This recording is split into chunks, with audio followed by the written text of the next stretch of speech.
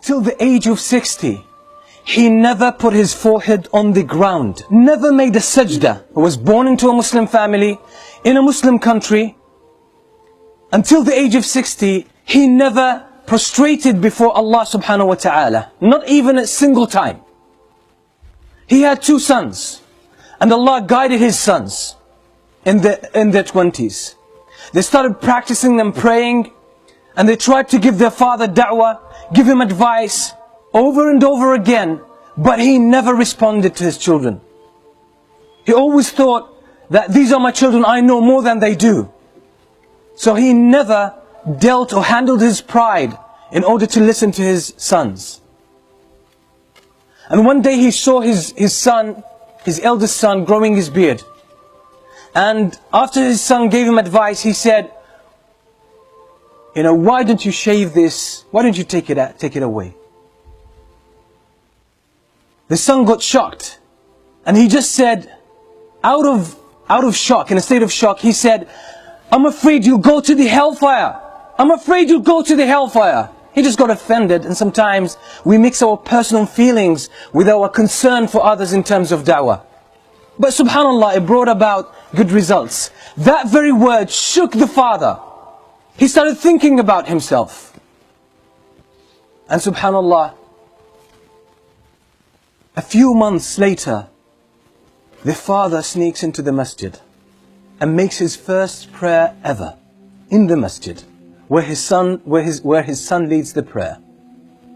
The son didn't know the first couple of times, but other people brought it to his attention. Understanding that his father has an issue with pride, he never spoke with his father about it. He said, it seems that he found his way, let him carry on his own. And that's exactly what he did. This man used to smoke 80 cigarettes every day. 80 cigarettes every day.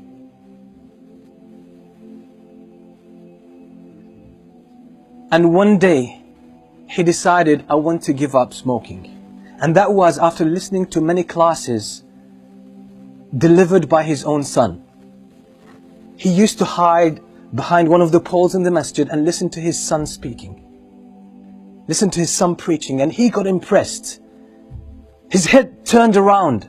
His view of life, his outlook on life started changing. He realized, he thought he had a life. He thought he was leading a good life. But now he realized that this is the real life. It's in the masjid. Real life is when you connect with Allah subhanahu wa ta'ala. That's when you start to feel the sweetness of life and the sweetness of Iman. So he started listening to the talks of his son secretly, and even buying some of his tapes and listening to them at home.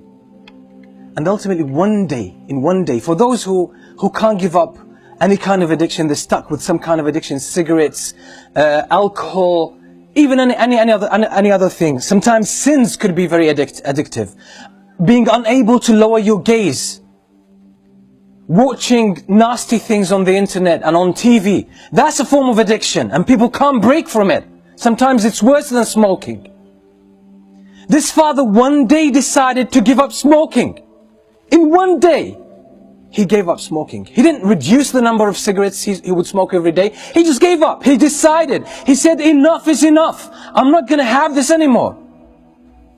And he gave up smoking from 80 cigarettes a day to 0. So it's a matter of decision. It's a matter of commitment. And you can get all of this once you connect with Allah subhanahu wa ta'ala. Now I know the father. He is 73 years old now. 73 years old. Now he gave up smoking at the age of 68. At the age of 68. Now, among the learned people that I know in my life, and I know a lot, he's one of the most outstanding. At the age of 68, his life took a new direction. He read Tafsir Ibn Kathir more than 15 times. He read the Tafsir of Ibn Jarir al-Tabari, which is more than 20 volumes, more than 10 times. He read the history of Ibn Jarir al-Tabari so many times. He read the Silsila Sahiha by Shaykh al-Albani, Silsila Da'ifa, more than 30 volumes altogether. He read all of that. And when you sit with him, he talks to you about knowledge, deep knowledge. And sometimes you talk to some of our youth and they say, you know, seeking knowledge is hard. It's difficult. What about this man?